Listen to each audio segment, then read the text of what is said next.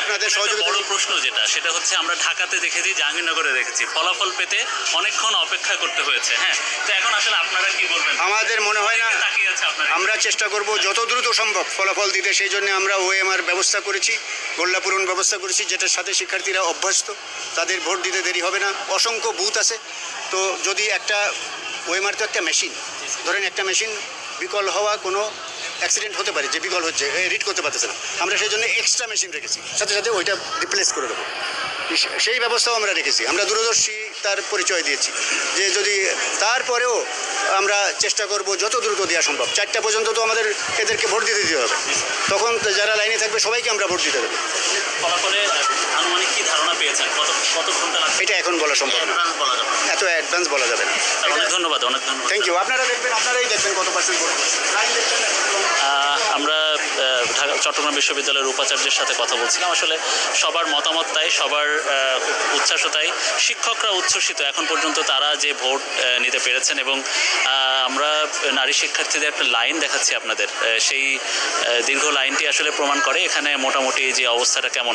একটু আপু আপনার সাথে কথা বলি, একটু কেমন আছেন এবং নিশ্চয়ই ভালো আছেন, এবং আপনাদেরই দিন আজকে। হ্যাঁ, তো ভোট দিতে আসতে পেরে, জীবনে কি প্রথম ভোট দিচ্ছেন? জাতীয় ভোট একবার দিয়েছি অলরেডি, তো সেকেন্ড টাইম আর কি। আর বিশ্ববিদ্যালয়ে প্রথমবার ভোট দেওয়া হচ্ছে, আর খুবই এক্সাইটেড আর কি, কারণ পরিচিতদের মধ্যে স্থানীয় মানে আমার নিজের জেলার যে জুনিয়র বা সিনিয়ররা আছেন বা ডিপার্টমেন্ট সবার আগে প্রায়োরিটি, তো তাদেরকে ভোট দিচ্ছি। আর আরেকটা বিষয় হচ্ছে আমরা নারী ক্ষমতায়ন চাই, সো নারী প্রার্থীদেরকে একটু আলাদাভাবে মূল্যায়ন করছি আমি বিশেষ করে। তো এই আর কি, আর যত তাড়াতাড়ি সম্ভব আশা করি আমরা আজকে রাতের মধ্যেই ফলাফল জানতে পারবো। আর পছন্দের মানুষরা নির্বাচিত হলে সেটা অবশ্যই আমাদের সবার জন্যই একটা বড় প্রাপ্তি হবে। So thank you. আপনার ক্যাম্পাসের নির্বাচন আর হচ্ছে রাজনৈতিক জনপ্রতিনিধি নির্বাচন, কোনো কি পার্থক্য? পার্থক্যের জায়গাতে আসলে আমাদের ক্যাম্পাসে নির্বাচন যেটা, তো যদি স্বতন্ত্র প্রার্থীরা আসে তারা অবশ্যই নন পলিটিক্যাল হবে। আর যদি জাতীয় পর্যায়ে আমরা দেখি তাহলে হচ্ছে সেটা হবে হয়তোবা রাজনৈতিক আইডিওলজি নিয়ে তারা ক্ষমতায় আসবে, অ্যান্ড তারা তাদের স্বার্থ হাসিলের জন্য আসবে। তো এর জন্য আমরা চাচ্ছি যে স্বতন্ত্র প্রার্থীদেরকে বিজয়ী হিসেবে দেখতে আর কি। ধন্যবাদ। আমরা প্রার্থীদের আমরা মতামত পাচ্ছিলাম, মতামত করছিলাম, যে আমরা সেই শিক্ষার্থীদের কথা শুনছিলাম। আপু আপনি কেমন আছেন, একটু কথা বলে আপনার সাথে ভোট দিতে এসে কেমন লাগছে, এবং বিশেষ করে যারা আসলে জয়ী হবেন এবার কি চান তাদের কাছে? হ্যাঁ ধন্যবাদ। আমরা আমাদের কাছে একটা ইডিট ফিল হচ্ছে, কারণ আমরা প্রথমবার ভোট দেওয়ার সুযোগ পাচ্ছি। হ্যাঁ, ওনাদের কাছে অবশ্যই মানে আশা থাকবে আমাদের, ওনারা যে কথাগুলো বলেছেন ইশতেহারগুলো এগুলো রাখবেন মানে। আর আমরা যাদেরকে যোগ্য মনে করেছি, স্টাডি করে অনেক, তাদেরকে ভোট দেওয়ার চেষ্টা করব। আর ওনারা আমাদের প্রতিনিধি, আমরা আশা করব আমাদের হয়ে ওনারা কাজ করবেন, কথা বলবেন এবং সর্বোচ্চ ডেডিকেশন দিবেন।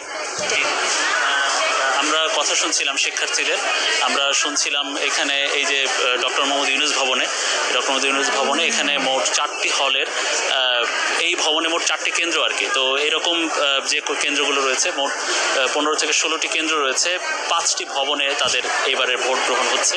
আমরা একটু স্টুডিওতে যেতে চাই নাইম আবিরের কাছে। আমরা নাইম আবিরের মাধ্যমে নিশ্চয়ই আরও অন্যান্য কেন্দ্র আপনাদের দেখানোর চেষ্টা করব দর্শক। তো ডক্টর মোহাম্মদ ইউনূস ভবন থেকে বিশেষ করে নারী শিক্ষার্থীদের বা নারী ভোটারদের ভোট দেওয়ার এই ছিল সবশেষ। ধন্যবাদ আপনাকে। আমাদের সহকর্মী মনিরুল ইসলাম এই মুহূর্তে যুক্ত হয়েছেন আমাদের সঙ্গে। তিনি সমাজ বিজ্ঞান যে অনুষদ রয়েছে সেই অনুষদের কেন্দ্র থেকে তিনি আমাদের সঙ্গে যুক্ত হয়েছিলেন, এবং মনির কিন্তু আমাদের জানাচ্ছিলেন যে, এবং আমরা তার ক্যামেরার মাধ্যমে আমরা আসলে দেখছিলাম যে দীর্ঘ সারি, অর্থাৎ এই যে সকাল 9টা থেকে যে ভোট গ্রহণ শুরু হয়েছে এবং শিক্ষার্থীরা যে ভোট প্রদান করছেন, তাদের ভোটাধিকার প্রয়োগ করছেন, সেই জায়গা থেকে আমরা দেখছি তাদের উচ্ছ্বাস এবং উদ্দীপনা, এবং দীর্ঘ সারিতে সকাল থেকে কিন্তু তারা সারিবদ্ধভাবে দাঁড়িয়েছেন এবং লাইনে দাঁড়িয়ে কিন্তু তারা ভোটাধিকার প্রয়োগ করছেন, এবং উচ্ছ্বাস উদ্দীপনার একেবারেই কোনো কমতি নেই।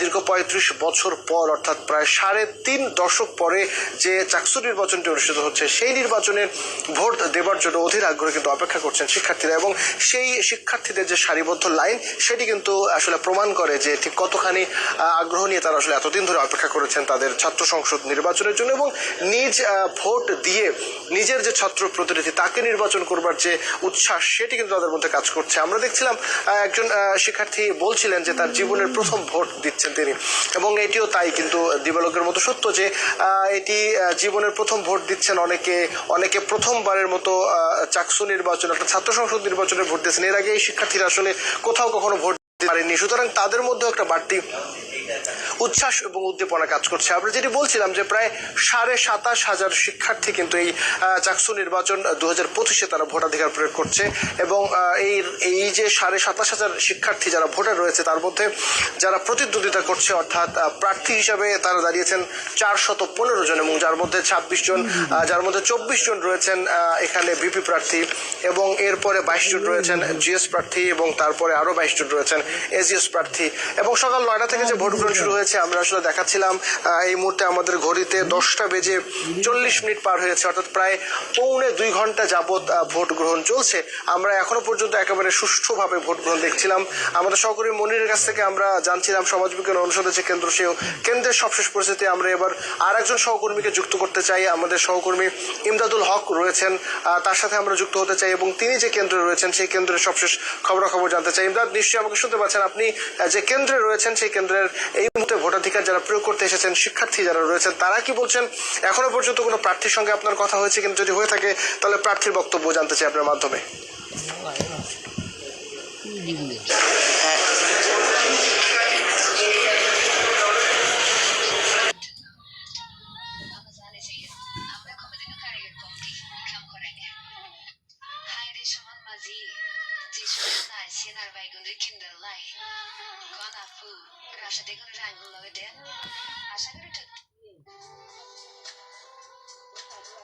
শান্ত, তুই তাড়াতাড়ি আমাকে বাড়িতে আয়, ইমার্জেন্সি। ক্রিকেটের সবচেয়ে বড় ছক্কার মালিককে সবচেয়ে বড় ছক্কা হাঁকানো 5 ব্যাটারকে দেখে নিন। Number 5, Liam Livingstone. 2021 সালে পাকিস্তানের বিপক্ষে একটি টি-20 ম্যাচে হারিস রুফকে 122 মিটারের বিশাল এক ছক্কা মেরেছিলেন লিভিংস্টোন। পেশিতে প্রচন্ড জোরের কারণে লিভিংস্টোন এরকম বড় বড় ছক্কা মারতে পারেন। Number 4, Corey Anderson. নিউজিল্যান্ডের সাবেক অলরাউন্ডার 2014 সালে ভারতের বিপক্ষে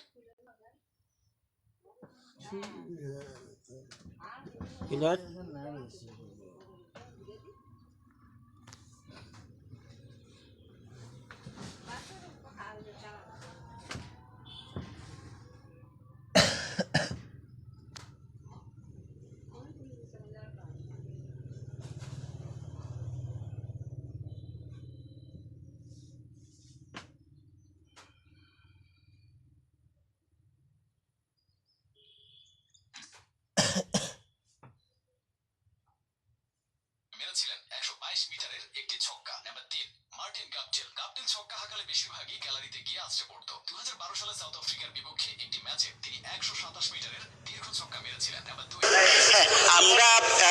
আমরা দেখছেন এই যে আমি আইটি ভবনে আছি, আইটি ভবন বা ইঞ্জিনিয়ারিং অনুষদ। সেখানে শিবিরের যিনি ভিপি প্রার্থী তিনি ভোটাধিকার হলেন, তো তিনি ভোট শেষে বের হয়েছেন। আমরা হয়তোবা তার সাথে কিছুক্ষণ পরে কথা হবে। আমরা একটু তার সাথে একটু কথা বলতে চাই। ঢুকেন না, একটু কথা বলতে চাই। রনি ভাই, এই যে 35 বছর পরে নির্বাচন হলো, এটাতে আপনি ভিপি প্রার্থী, কি অবস্থা? ভোট দিলেন, কেমন লাগছে আসলে সব মিলিয়ে? আলহামদুলিল্লাহ, আমি মাত্রই আমাদের বিশ্ববিদ্যালয়ের আইটি ফ্যাকাল্টি, সেখানে ভোট দিলাম। আমার রুম ছিল 216 নম্বর রুম। তো ভোটের সার্বিক পরিবেশ খুবই ভালো মনে হয়েছে। ভোট গ্রহণ পদ্ধতি থেকে শুরু করে সবগুলো বিষয়ই খুব ভালো মনে হয়েছে। তবে আমরা বারবার একটা বিষয়ে দাবি জানিয়েছিলাম যে কোনোভাবেই যেন মুছনীয় কালির ব্যবহার করা না হয়, কারণ এখানে সংখ্যা থেকে যায়। আমি মাত্র ভোট দিয়ে আসলাম, দেখেন এই যে কালিটা আমি মাত্র টান দিলাম, কালিটা টোটালি মুছে যাচ্ছে। তো আমরা বলেছিলাম যে একটা অমোচনীয় কালি যেন ব্যবহার করা হয়। তো আসলে বিশ্ববিদ্যালয়ের প্রশাসন আমাদেরকে তখন